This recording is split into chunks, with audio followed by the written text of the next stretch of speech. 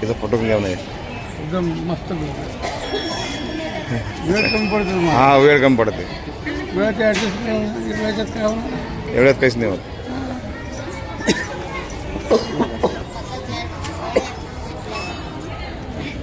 की त्यांनी त्यांचं स्वागत करावं. ते ट्रस्टी आहे त्या गाडगेबाबांचे.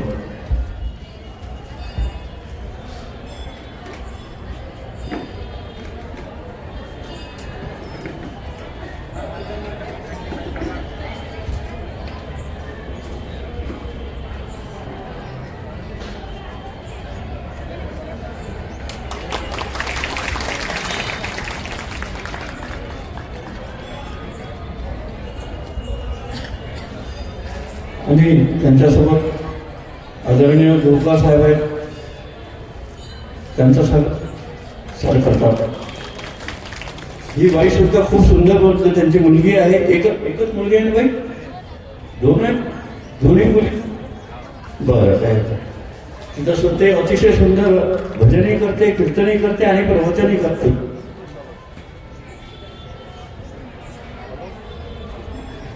हो ना? आदरणीय गोपाल मॅडम यांनी अतिशय सादर, अतिशय तुम्हाला सगळ्यांना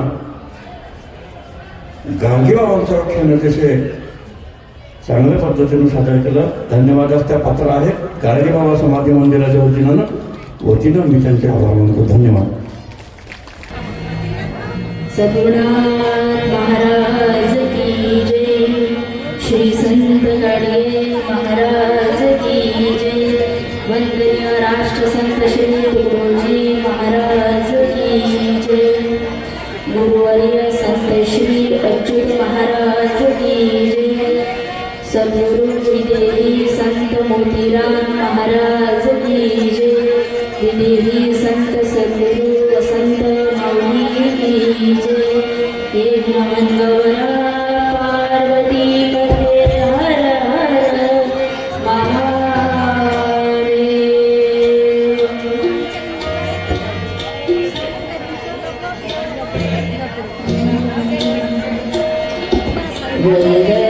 वैदर्भदेशात ऋणमोचनासी तुकाराम अवतार रजपाच वंशी. करी बाळगे काठी चिंध्या तुला.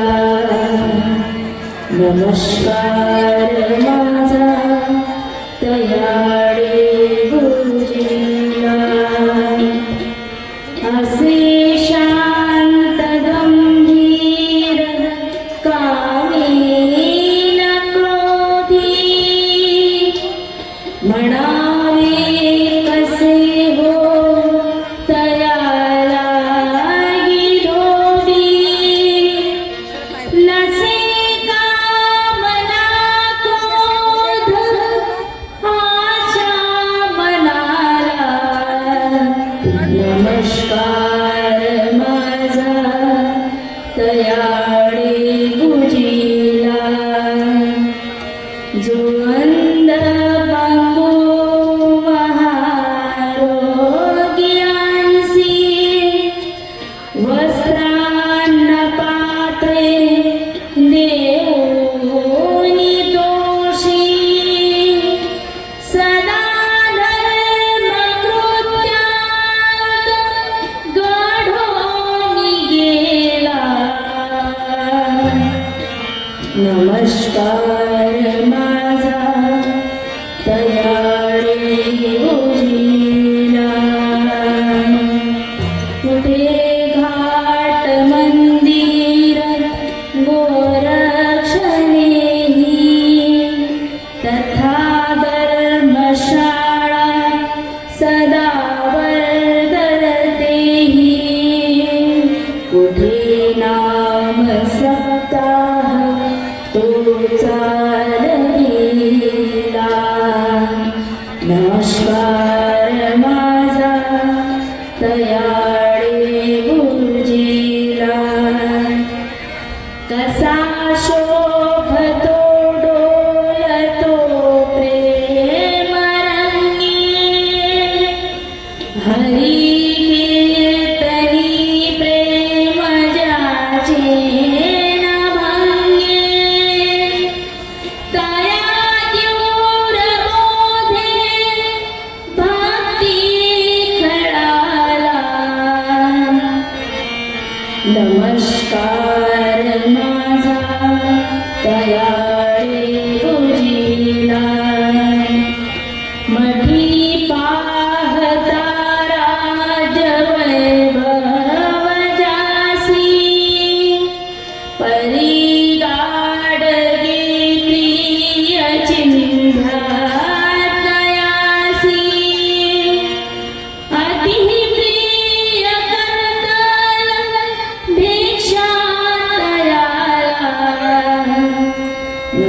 नमस्कार माझा तयाळे गुरुजीला, नमस्कार माझा तयाळे गुरुजीला.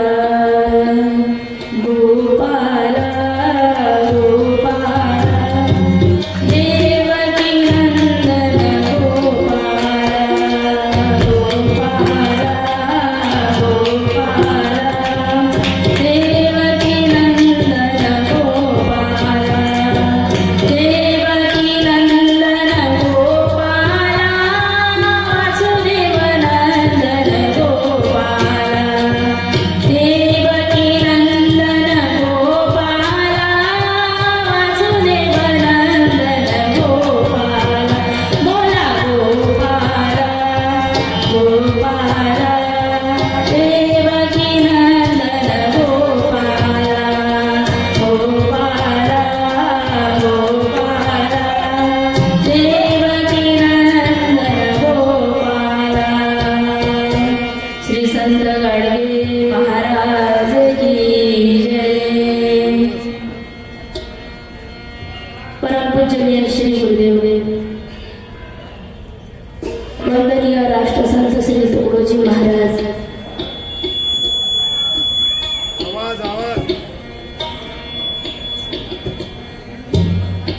कर्मयोगी श्री संत गाडगे महाराज आणि तसेच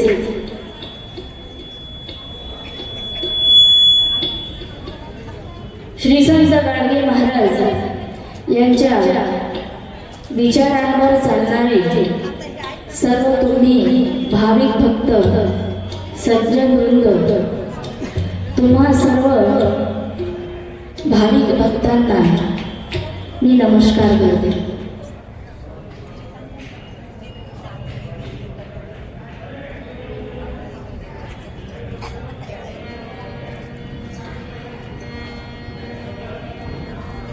परोपकाराय वहन्ति नद्या, परोपकाराय फलन्ति वृक्षः, येते परोपकाराय देवे लोकेन निर्मिताः. सुभाषितकार सांगतात की नद्या ह्या नेहमी परोपकारासाठी वाहतात आणि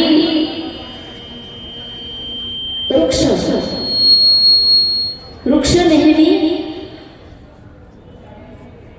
फळ देतात, पण ते परोपकारासाठी. आणि देवांनी ही संपूर्ण सृष्टी जी आहे तर ती परोपकारासाठीच निर्माण केलेली आहे. आणि त्यात भगवंताची सर्वात सुंदर कलाकृती कोणती असेल तर ती मनुष्य आहे. भगवंताने मनुष्याला निर्माण केलं आणि तो सुद्धा कशासाठी तर तो परोपकारासाठी. म्हणून वंदनीय राष्ट्रसंत श्री तुकडोजी महाराज ग्रामगीतेमध्ये म्हणतात, ग्रामगीतेचा पहिला अध्याय देवदर्शन. देव म्हणजे देवची आहे, देव म्हणजे घेवची नोहे, जो सर्वात सुखवीत आहे या नावे देव. देव म्हणजे देणारा, देव म्हणजे घेवची नाही. जो घेणारा आहे तर तो म्हणजे देव नाही, देव म्हणजे देणारा.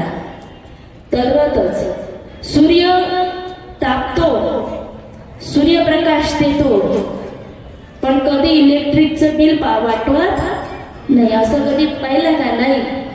तुमच्या जन्मापासून ते मरेपर्यंतचं एवढं इलेक्ट्रिक बिल आहे, कधी सूर्याला कधी म्हटलं नाही. नेहमी नदी वाहत राहते, ती कर्म आपलं करत राहतं. त्याच्यामध्ये अनेक लोक येतात, ज्याला जे पाहिजे ते घेतात. म्हणून ही सृष्टी जी आहे तर ती सृष्टी देत राहते. तद्वतच मनुष्याची आहे की महाराज म्हणतात की आमुची संपत्ती नसे आमुची. ग्रामगीतेमधला देवदर्शन अध्याय त्यामधला श्लोक आहे, ओवी आहे.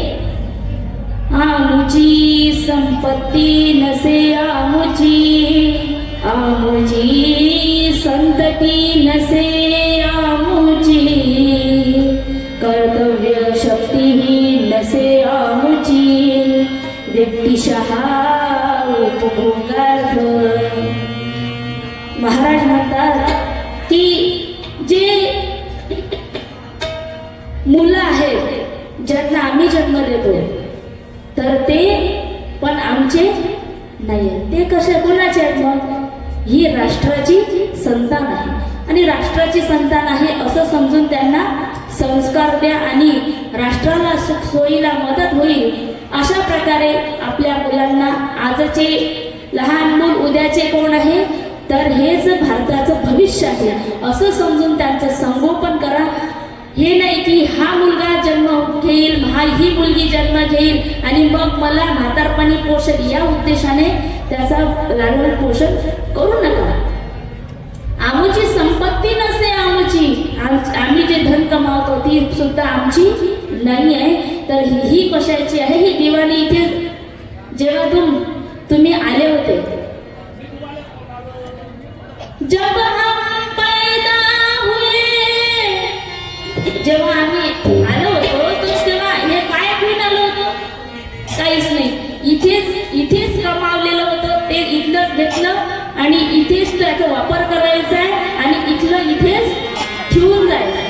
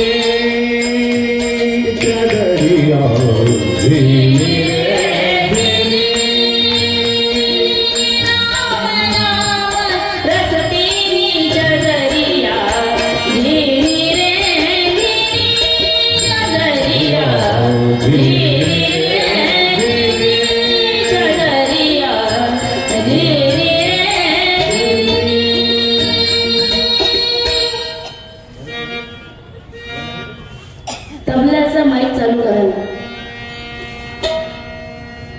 ध्रुव प्रल्हाद सुदामानी, प्रल्हाद निर्मल कीनी, दास कबीर ने ऐसी जोड़ी, जो की त्यों धरती ने चदरिया,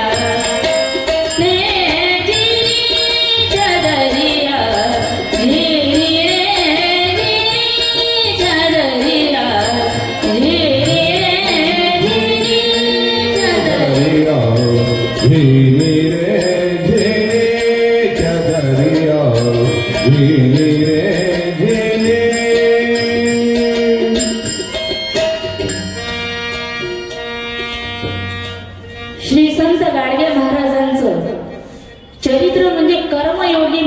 झाल्यानंतर कर्मयोगी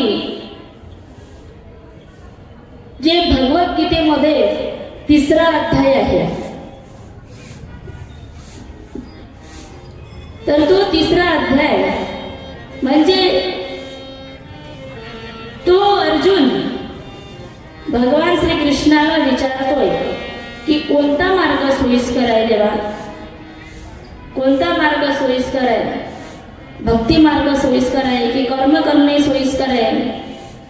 तर तेव्हा भगवान श्रीकृष्ण भगवद्गीतेच्या त्या 3ऱ्या अध्यायाच्या 4थ्या श्लोकामध्ये त्याला समजावतात की अर्जुना,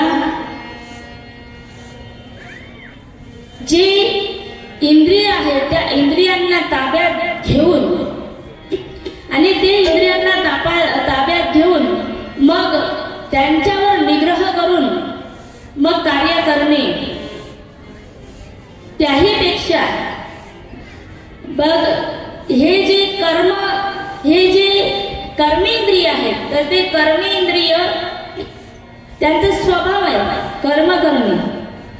इंद्रियांचा स्वभाव आहे कर्म करणे आणि कितीही त्यांना आवडलं तरी ते त्यांचे कर्म तर करणारच आहेत. पण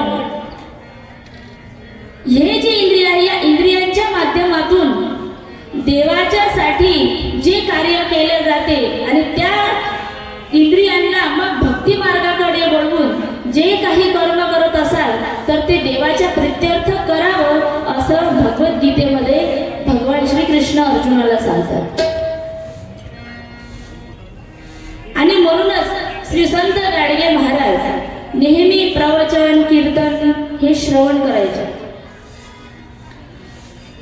आणि ते कीर्तन प्रवचन श्रवण केल्यानंतर श्री संत गाडगे महाराजांच्या मनामध्ये नेहमी विचार यायचा की अरे माझा हा जो देह आहे हा देह संसाराच्या कामासाठी न ठेवता परोपकारासाठी आता मी काहीतरी कार्य केलं पाहिजे. श्री संत गाडगे महाराजांना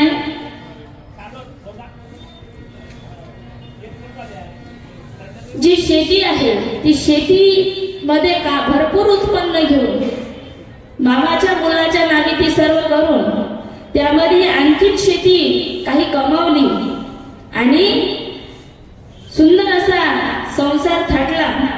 1900 साली शेतीचे भरपूर उत्पन्न आले.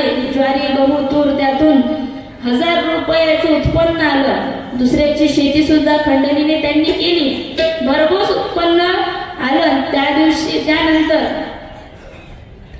श्री संत गाडगे महाराज यांना पहिली मुलगी झाली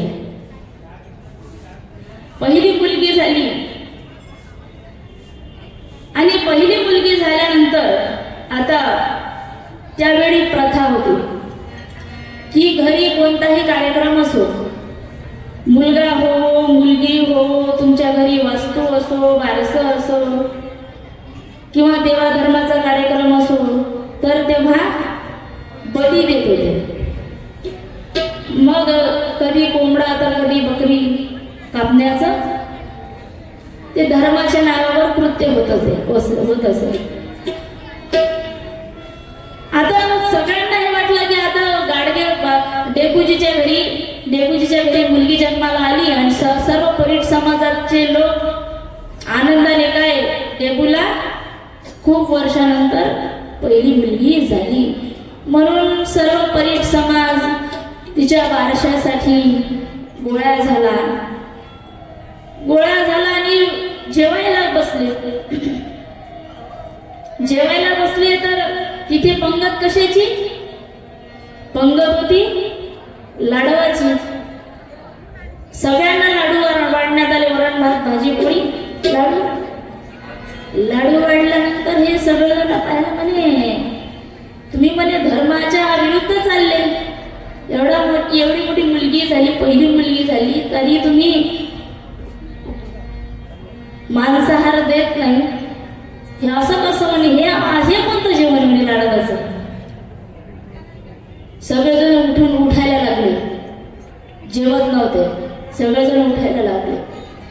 गाडगे महाराजांनी तेव्हा पहिली क्रांती केली की सगळ्यांना समजावलं. आणि गाडगे महाराजांचं सगळ्यांना समजावण्यामध्ये महाराज प्रवीण होते.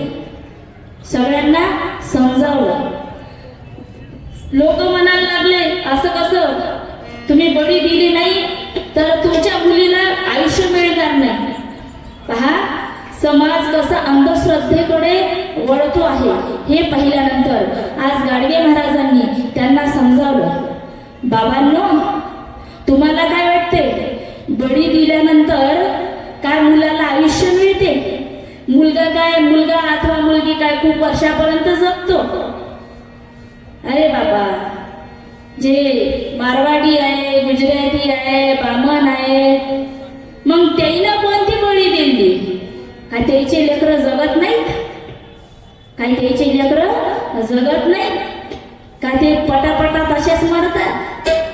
अरे बाबा, तुम्ही, आपण साधारण लोक आहोत आणि आपण या अनिष्ट प्रथांना, या अनिष्ट रूढींना बळी पडलेलो आहे. आणि त्याच्यासाठी आपण आपल्या जवळचे असेल नसेल ते पैसे किंवा कर्ज काढून आपण बारशे करतो, नर ती बळी देतो. आणि बळी दिल्या कारणाने मग आपल्याच पैशाचा नाश होतो.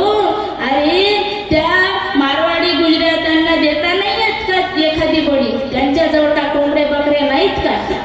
त्यांच्याजवळ का पैसा नाहीत का? अरे, एवढा मोठा पैका असून सुद्धा ते लोक बळी देत नाहीत. आणि संत डेबू आज सगळ्यांना समजावून सांगत आहे. आणि हे समजावून सांगितल्यानंतर मग मात्र सर्व जो परीट समाज होता, तो परीट समाज आज सगळेजण एका ठिकाणी बसले आणि लाडवाचं जेवण जेवायला लागले. अशा प्रकारे सज्जनांनो, डेबूजींनी आपल्या घरापासूनच सुरुवात केली. आपण दुसऱ्यांना, जेव्हा आम्ही समाज सुधारण्यासाठी उतरतो ना, तर तेव्हा आम्ही दुसऱ्यांना ज्ञान शिकवत असतो. पण संत गाडगे महाराजांनी आपल्या घरापासून सुरुवात केली. कोणी कुणास कामना आपुलेची बघावे, स्वतःची आचरावे, स्वच्छ असावे, स्वतःची आचरावे, स्पष्ट असावे. कोणी कुणास कामना आपुलेची बघावे,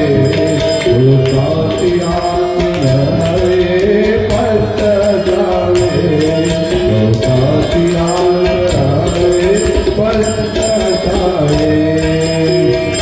कोणी कुणास कामना आपुलेची बघावे. आणि जेव्हा सुरुवात केली तर गाडगे महाराजांनी आपल्या घरापासून सुरुवात केली. गाव हा विश्वाचा नकाशा, गावावरून देशाची परीक्षा, आणि गावाची भंगता अवदसा येईल देशात. देशाला अवदसा आली नाही पाहिजे, त्याच्यासाठी घरातला प्रत्येक माणूस, या गावातला प्रत्येक समाज अत्यंत महत्वाचा आहे. म्हणून संत गाडगे महाराजांनी आपल्या जे समाज होता, त्या समाजांना, जे अशिक्षित होता, अडाणी होता, अंधश्रद्धा या रूढींना तो बळी पडलेला होता, आणि त्या समाजाला आज डेबूने एकदम व्यवस्थितशीर त्यांना समजावलं. आणि त्यानंतर 2 महिन्यानंतर, 2 वर्षांनी, पहिल्या मुलीनंतर 2 वर्षांनी त्यांना 1902 मध्ये दुसरी मुलगी झाली आणि तिचं नाव ठेवलं कलावती. त्यानंतर 2 वर्षानंतर 1904 साली महाराजांना मुलगा झाला. त्या मुलाचं नाव ठेवण्यात आलं मुदगल.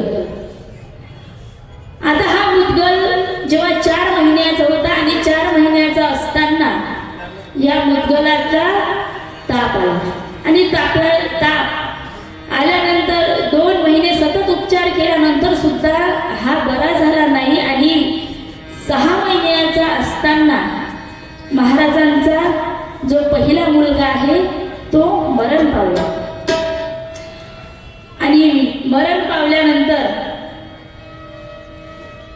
सखूबाई खूप दुःखी झाली आणि कुंताबाई सुद्धा दुःखी झाली. गाडगे महाराज देहू मात्र शांतपणे भजनाला निघून जायचे. आणि अशा अवस्थेमध्ये काही दिवस गेल्यानंतर गोपाला गोपाला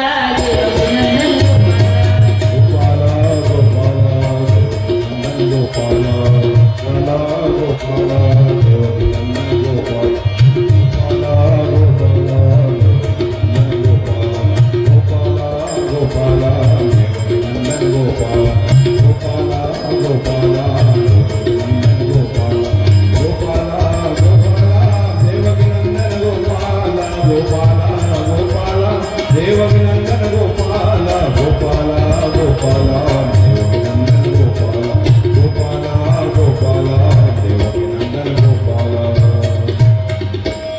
श्री संत गाडगे महाराज की जय.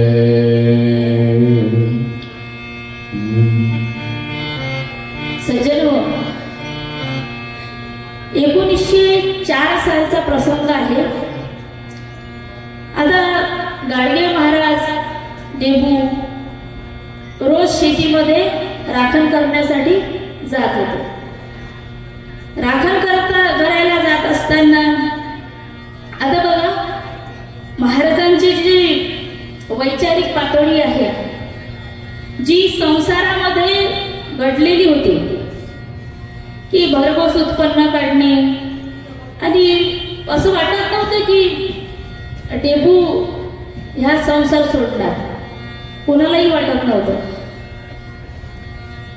आणि देहू जेव्हा शेतामध्ये गेलेला आहे, खैरीकडून येणारा जो रस्ता आहे, त्या खैरीकडून येणाऱ्या रस्त्याने एक बैरागी बाबा योगी पुरुष येताना देहूजींना दिसले. देहूजीने नम्रपणे हात जोडून महाराजांना म्हटले, महाराज आता काय पाहिजे? तर तेव्हा ते महाराज म्हणाले, हमारे पास सब कुछ है, हमारे पास सब कुछ है. त्यांनी असं देहूजींना उत्तर दिलं. आणि ते महाराज त्या देहूला म्हणायला लागले, क्या मेरे पास साथ आता है, हमारे साथ आता है? तेव्हा देहूजी त्यांच्याकडे पाहिल्यानंतर, त्यांचा तो वेश पाहिल्यानंतर ते नमस्कार करतात. त्यांच्या मनामध्ये भाव तयार होतो. आणि आता देहूची जी आंतरिक पातळी आहे वैराग्य घेण्याची, तर ती आता वाढत आहे. देहू म्हणतो की महाराज काहीतरी जेवण करा.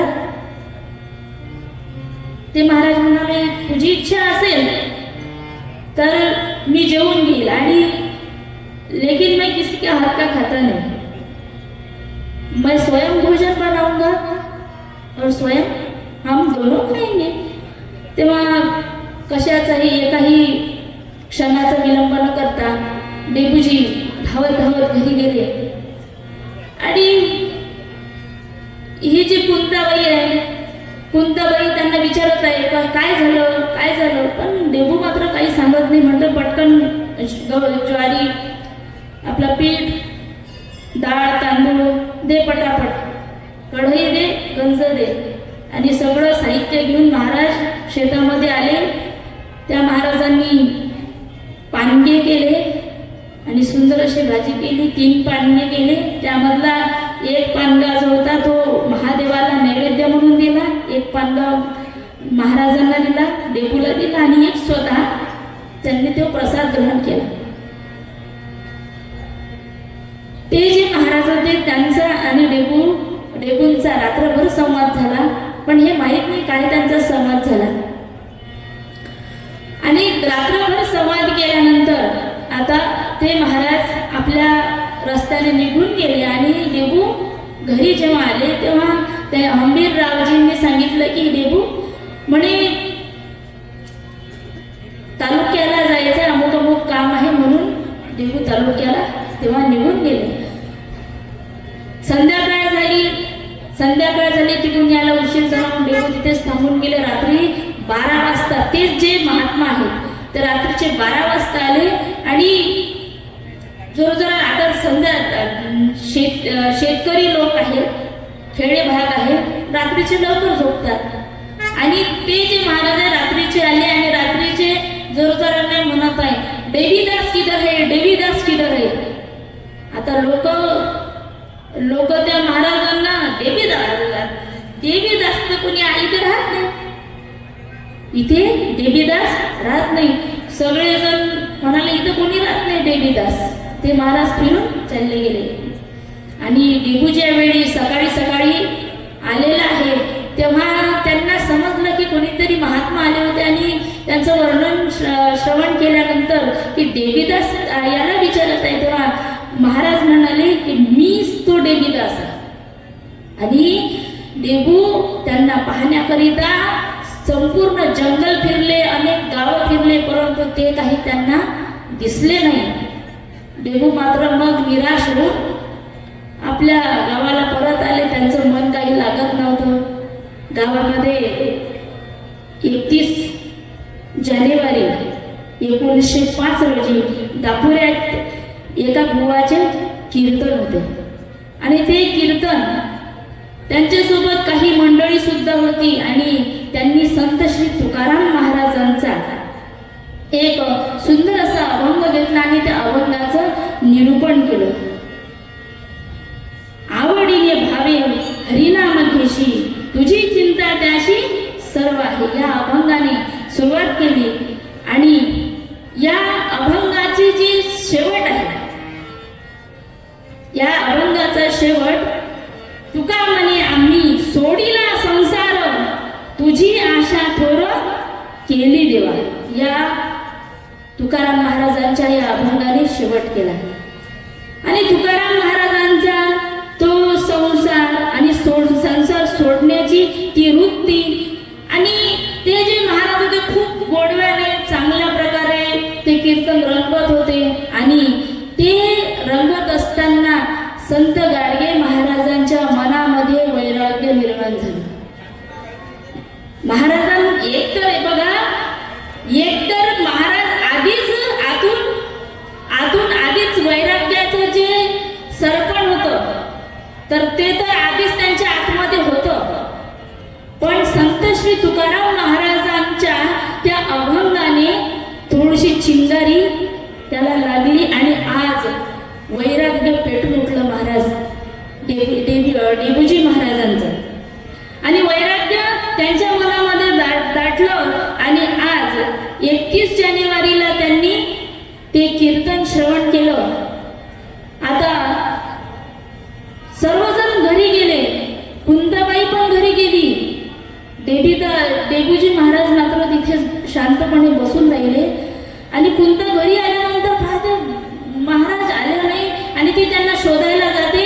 तेव्हा ते तिकडनं देबूजी तिकडे येत असतात. तेव्हा तिच्या मनाला शांती वाटते, कारण याच्या आधी महाराजांची जी स्थिती आहे तर ती स्थिती पाहिल्यानंतर 3 ते 4 दिवसापासून कुंता रात्रीची झोपली नव्हती आणि कीर्तनामधून परत येत आहे हे पाहिल्यानंतर हिच्या मनाला शांती वाटली आणि नाही, हे सगळं काही बरोबर आहे. आणि त्या दिवशी नेमकी त्याच दिवशी कुंता शांततेने ती झोपी गेली. थकलेली होती, 3-4 दिवसापासून झोपलेली नव्हती आणि त्या दिवशी तिला आनंद वाटला की नाही हे घर सोडणार नाही म्हणून ती शांततेने झोपून राहिली. आणि सज्जन हो, संत वैराग्यमूर्ती गाडगे महाराजांनी 1 फेब्रुवारी 1905 रात्रीची वेळ आहे आणि रात्रीच्या वेळी सगळेजण झोपी गेल्यानंतर ते उठून बसले आणि आणि त्यांच्या मनामध्ये एकच कालवड होत होती की या देहाचा काहीतरी फायदा झाला पाहिजे. आता तर मामाचा मुलगा तोही मोठा झालेला आहे, त्याचाही विवाह झालेला आहे आणि मी आता घर सोडून जरी गेलो तरी हा सांभाळण्याच्या योग्य आहे. आणि हे सर्व काही त्या गाडगे महाराजांच्या मनामध्ये कालवा होत होती. आणि आता मात्र समाजाच्या भल्याकरिता, समाजाच्या कामाकरिता आपला देह हा कामी आला पाहिजे. म्हणून त्यांनी काय केलं, उठले, अंगावरचा जो सदरा होता, कोणाचे हे घर,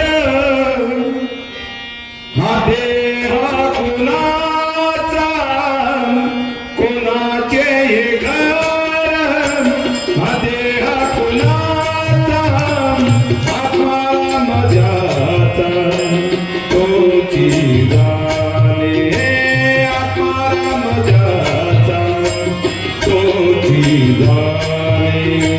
कोणाचे हे घर, हा देह कुणाचा, कोणाचे हे घर, हा देह कुणाचा, आत्मा माझ्याचा तोची जाणे, आत्मा माझ्याचा तोची जाणे. मी तुझा विचार विवेक शोधावा, मी तुझा विचार विवेक शोधावा, गोविंद माधवा याच देई, गोविंद माधवा याच देई. कोणाचे हे घर, हा देह कुणाचा, कोणाचे हे घर, हा देह कुणाचा, आत्मा माझ्याचा तोची जाणे, आत्मा माझ्याचा तोची जाणे. कोणाचे हे घर, हा देह कोणाचा, हे घर कोणाचं आहे, हा देह कोणाचा आहे, आत्मा राम त्याचा तोची जाणे. माऊली महावैष्णव ज्ञानेश्वर महाराजांचा हा अभंग आहे. मी तू हा विचार, मी कोण आहे, मी कोण आहे आणि तू कोण आहेस. मी तू हा विचार विवेके शोधावा, गोविंदा माधवा याच देही. आणि याच देहामध्ये मग आता हे कोणाचं आहे, तर हे कशासाठी आहे, हे समाजाच्या कल्याणासाठी हा देह आहे.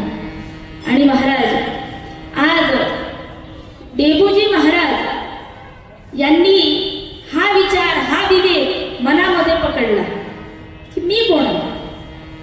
सज्जन हो, जेव्हा सृष्टीचं निर्माण झालं होतं, सृष्टीचं निर्माण होण्याच्या आधी जेव्हा ब्रह्मदेव कमलामधून उत्पन्न झाले, तेव्हा सुद्धा त्यांच्या मनामध्ये हाच विचार आला होता की मी कोण, माझी उत्पत्ती कशी. मग मी हे जेव्हा शोधतो, मी नेमका काय, आणि मी जेव्हा शोधतो, माझा पत्ता मला जेव्हा सापडतो ना, तर तो मनुष्य जगाच्या कल्याणासाठी तो तात्काळ निघतो. आदिगुरु शंकराचार्य यांचे हे जेव्हा गुरुच्या जवळ जातात आणि गुरुच्या जवळ गेल्यानंतर गुरु त्यांना पत्ता विचारतात, तू कोण आहे. त्यांना पत्ता विचारतात, तू कोण आहेस, तुझा पत्ता सांग. आपल्याला जर विचारलं तर आपण आपल्या घर, नाव, गाव, तालुका, जिल्हा हे सगळं सांगू. पण आदिगुरु शंकराचार्य म्हणतात,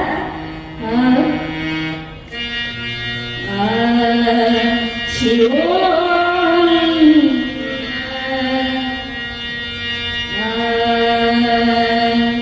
शिव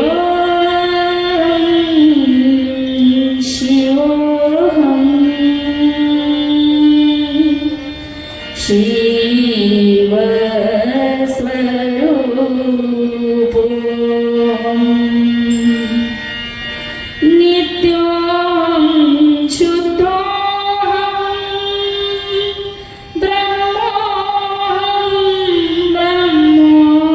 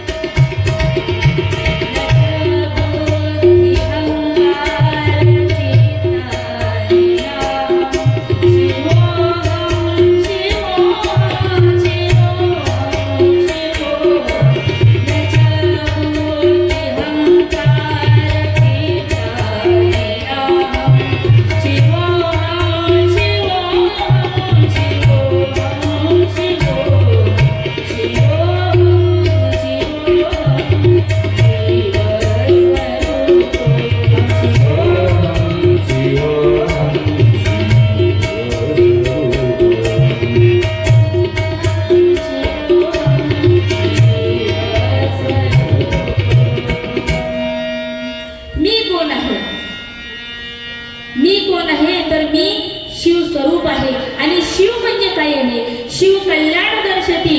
शिवाचा अर्थ होतो कल्याण करणारा, जो नेहमी सर्वांचं कल्याण करतो, जो नेहमी परोपकार करतो, तर त्याचं नाव आहे शिव. आणि नच बुद्धी अहंकार चित्तानी नाहम शिवोहम शिवोहम शिवोहम शिवोहम. नित्य आनंद मी कसा आहे? नित्य आनंद स्वरूप आहे. मला ना कोणतं दुःख त्रास देऊ शकत, ना कोणतं सुख मला आनंदी करू शकत. सुख मला आनंदी करू शकत असा मी कोण आहे? निर्विकल्प आहे. कोणतीच कल्पना माझ्यामध्ये नाही, तर मी काय आहे? तर शिव स्वरूप आहे. आणि अशी जेव्हा भावना निर्माण होते, तर तेव्हा मी जेव्हा समजतो, तेव्हा मग घर सोडण्याची इच्छा होते, वैराग्य प्राप्त होते. आणि आज देहूजी महाराज यांनी आपल्या रात्रीची वेळ आहे, आणि रात्रीच्या वेळी आपल्या अंगावरचे जे सुंदर वस्त्र असतात, तर ते सुंदर असे वस्त्र ते काढून ठेवतात. आणि खुंटीवर टांगलेले जे फाटके तुटके वस्त्र आहे, धोतर आहे, ते परिधान करतात. आणि इकडे सखूबाई जे निद्राधीन आहेत, तर त्यांच्या जवळ जातात, त्यांचे चरण स्पर्श करतात, त्यांना नमस्कार करतात. हंबीरराव नानाजी त्यांना नमस्कार करतात. कौतिकाबाई त्यांना नमस्कार करतात. आणि त्यांची पत्नी कुंताबाई तिला आशीर्वाद देतात. आणि देहूजी महाराज निघतात घराच्या बाहेर. घराच्या बाहेर एक वाकडी तिकडी एक काठी असते, आणि ती काठी हातामध्ये घेऊन बाहेर निघून जातात. वैराग्य वस्त्र घाला घ्या माळ निश्चयाची. वैराग्य वस्त्र घाला घ्या माळ निश्चयाची. सचज्ञान भाषणावा बाकी निरांजनाची. सचज्ञान भाषणावा बाकी निरांजनाची. तुकड्या मने निघाना, तुकड्या मने निघाना. मग वेळी कशा वेळी कशा. अरे कोण कोण येतो या सरगमय सुखाला. सोडून निवासनेला, सोडून निवासनेला. विसरून कल्पनेला,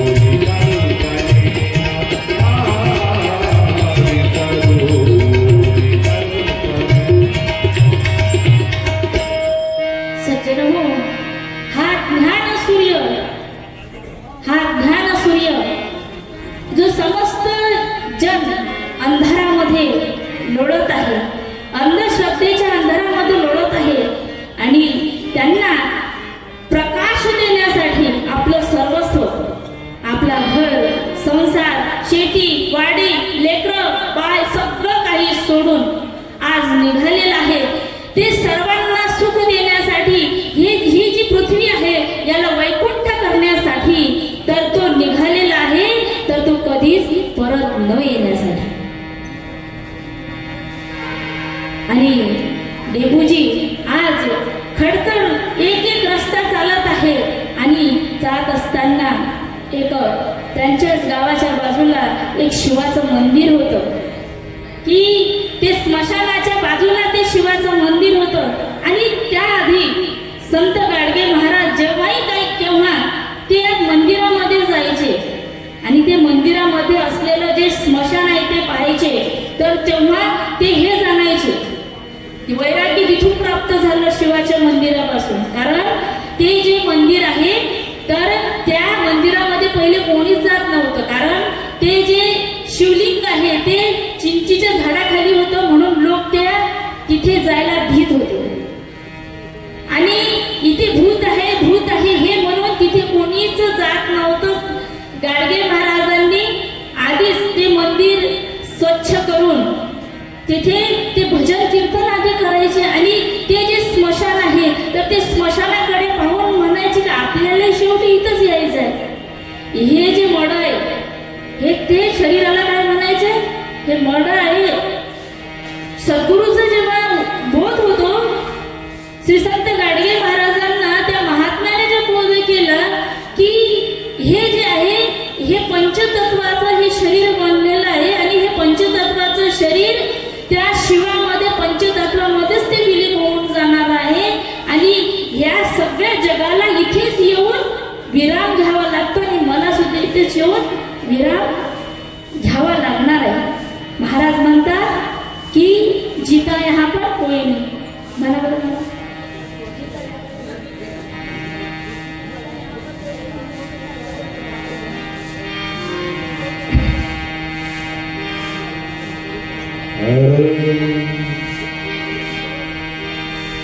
लहर की बरं काय लहर की बरं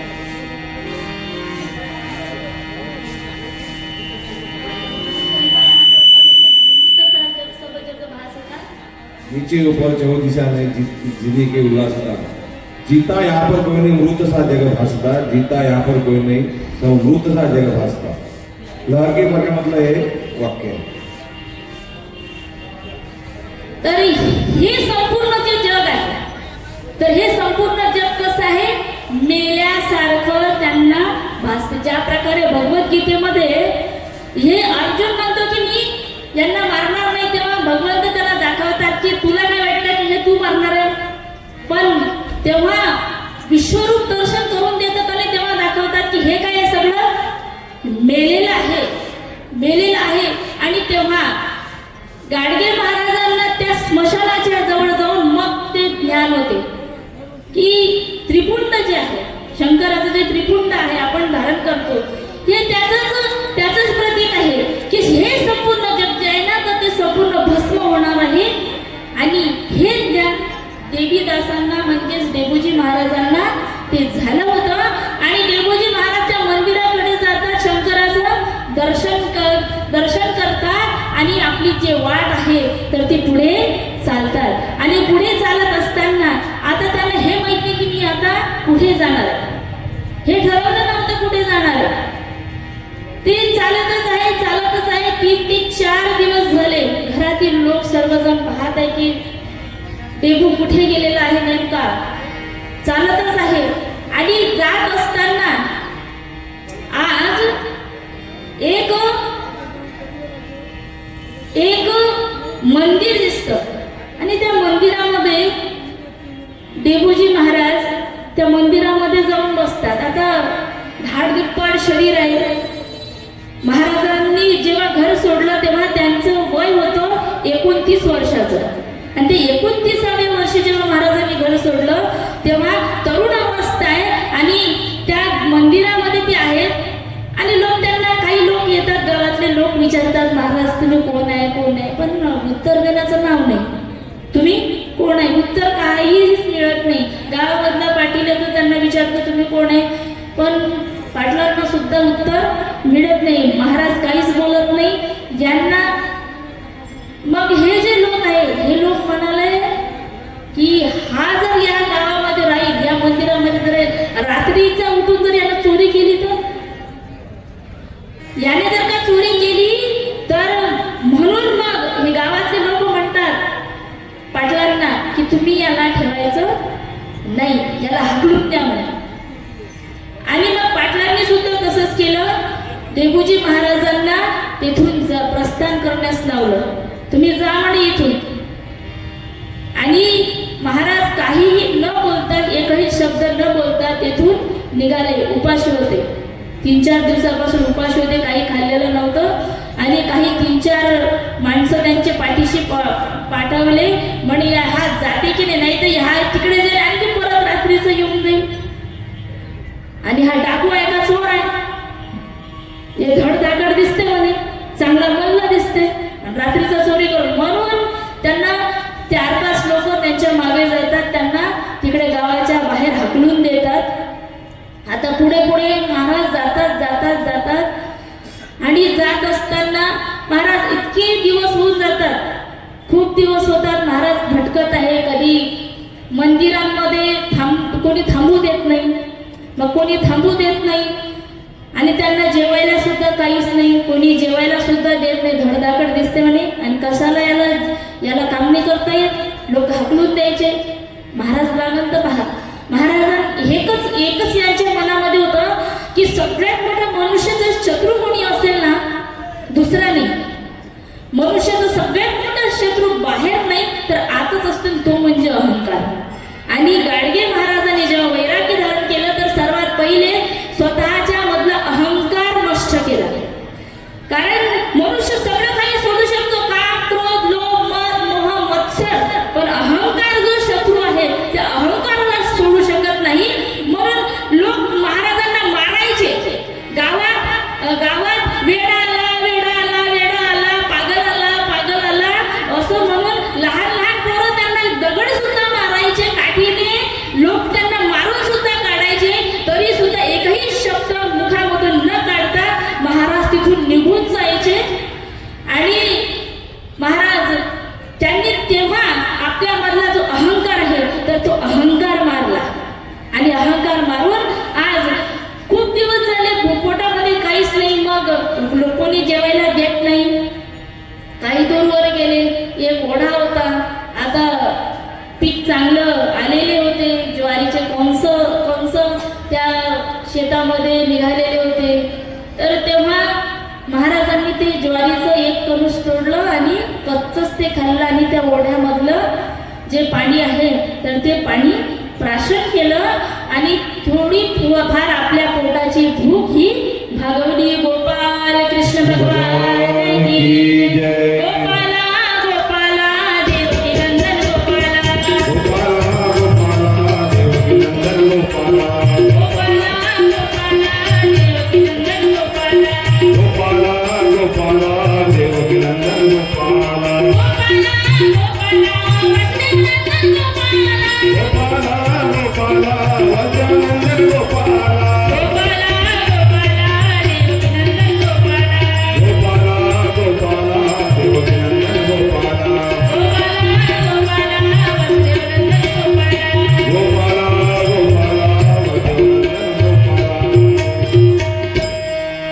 श्री संत गाडगे महाराज की जय. आणि अशा प्रकारे श्री संत गाडगे महाराजांचं चरित्र आहे. आणखी सांगू का पुढे? सांगू का? 5 मिनिटं सांगते. आपला वेळ तसा समाप्त झालेला आहे, पण 5 मिनिटं परत महाराजांचं चरित्र सांगते. शांत बसता का? गोपाल कृष्ण भगवान की जय. आणि मग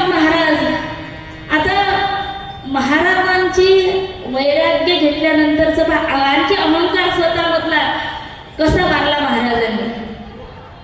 आता मुलं तर त्यांना दगड मारायचे, पागल पागल म्हणायचे. आता काही दिवसानंतर महाराजांची डोक्याचे केश आणि दाढी ही पूर्ण वाढली. हातामध्ये एक गाडगा आहे आणि दुसऱ्या हातामध्ये एक वाकडी तिकडे काडी आहे. आणि रस्त्याने चालतात आणि चालत असताना सुद्धा चालता सुद्धा जेव्हा एका शेतामधून, आता कोणी गावात थांबू देत नव्हतं, मग गावाच्या बाहेर एखादं शेत मिळालं त्या शेतामध्येच महाराज थांबायचे. मग एखादी जर का स्त्री रस्त्याने जात असताना दिसली, तिच्या डोक्यावर मोळी असली, भार असला की मग महाराज काय करायचे की तिला म्हणायचे हे ओझं दे माझ्याजवळ. आता तिला असं वाटायचं की ह्या बह्याळा काय करते काय नाही, ती घ्यायची.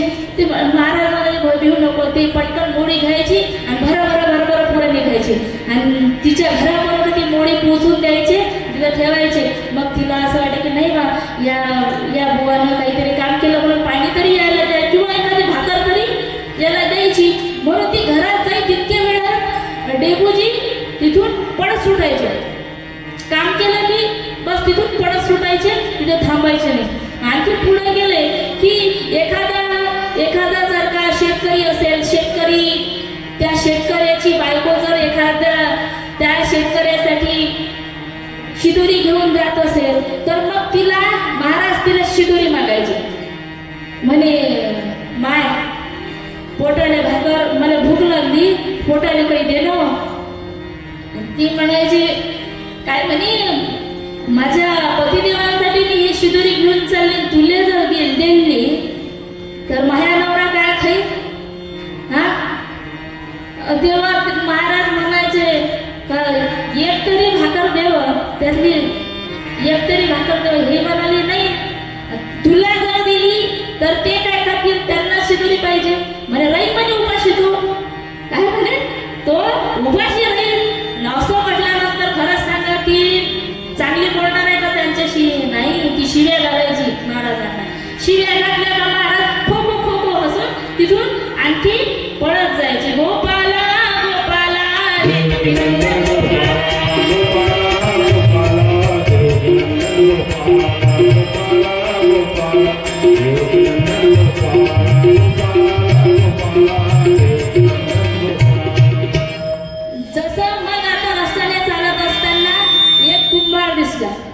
कुंभार मडकी घडवत होता आणि कुंभाराला मग महाराजांनी म्हणे भाकरी देता काय?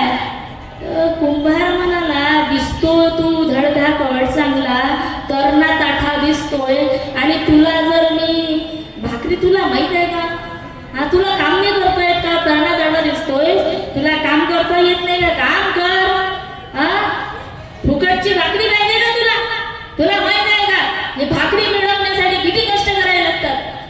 माती तुडवावी लागते, त्याचं माठ बनवावे लागतात, ते मग बाजारामध्ये विकावे लागतात, ते विकल्यानंतर ज्वारी आणावी लागते, मग माझी बायको ती ज्वारी दळते, दळल्यानंतर त्याची भाकरी बनवते, मग तोटाय ती भाकरी मिळते. आणि ती एवढी कष्टाने मिळवलेली भाकर मी तुला देऊ का? चल जा म्हणे ते माती तुडव. महाराज गेले. काम करण्याच्या बाबतीत कुठेही माग महाराज येत नव्हते आणि ती सगळी माती तुडवली आणि याला ह्या कुंभारी ते काम करायला लागला. दिवसभर काम केलं, सकाळची उपाशी दिवसभर काम केलं आणि मग कुंभाराला दया आली. म्हणे तू थोडं आता माझं काम संपलं, मी घरी जातो, जेवण करून येतो, तुझ्यासाठी काही ना काही आणतो. महाराज म्हणाले हो. कुंभार गेला घरी आणण्यासाठी. तितक्यातच महाराज तिथे थांबलेले. जिथे काम करायचे तिथे ते कधीच नाही थांबायचे. तिथली भाकरी नव्हते खात आणि तिथून पडत सुटले आणि देतो जेव्हा कुंभार येतो पाहतो ते काय तर महाराज तिथे दिसत नाही. गोपाला गोपाला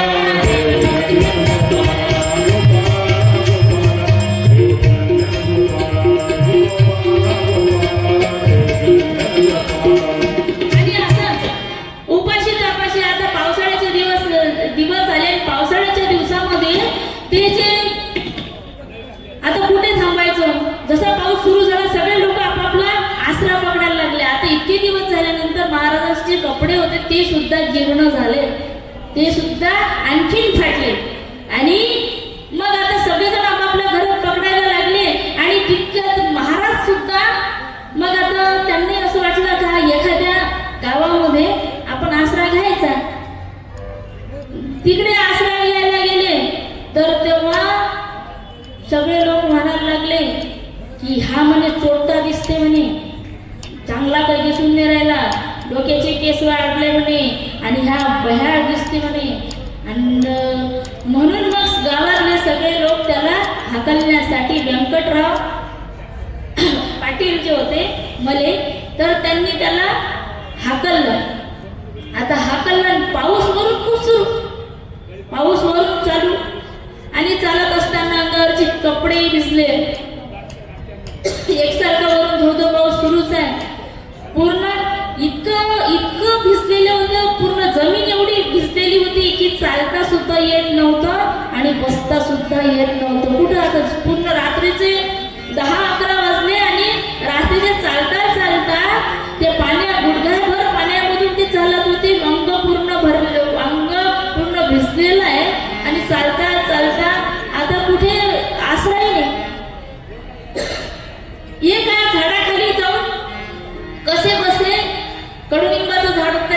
जाऊन बसले तर ते मुळासकट ते झाड येऊन पडलं आणि त्याचा आवाज येता बरोबर महाराज तेथून उठले आणि ते झाड पडलं. त्या दिवशी जीव वाचला महाराजांचा. तो सुद्धा आसरा त्यांनी सोडला.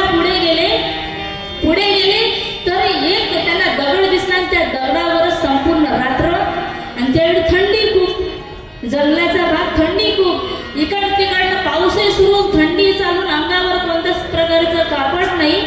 आणि त्या दगडावर संपूर्ण रात्र काढली.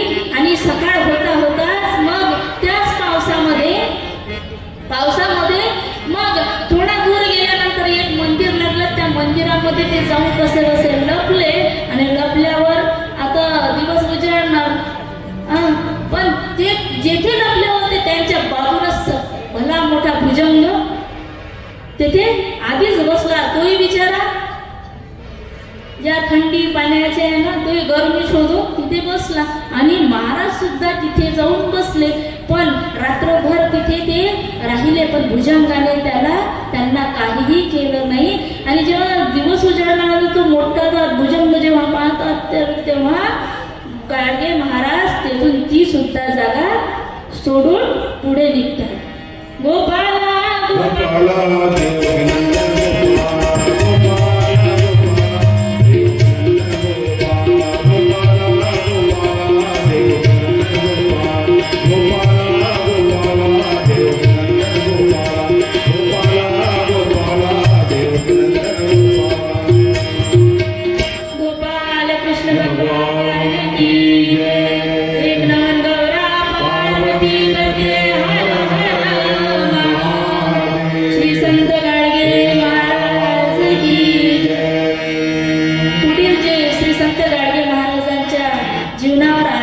चरित्र आहे उद्या ठीक 4:30 वाजता आपण श्रवण करूया. गोपाल कृष्ण भगवान की जय.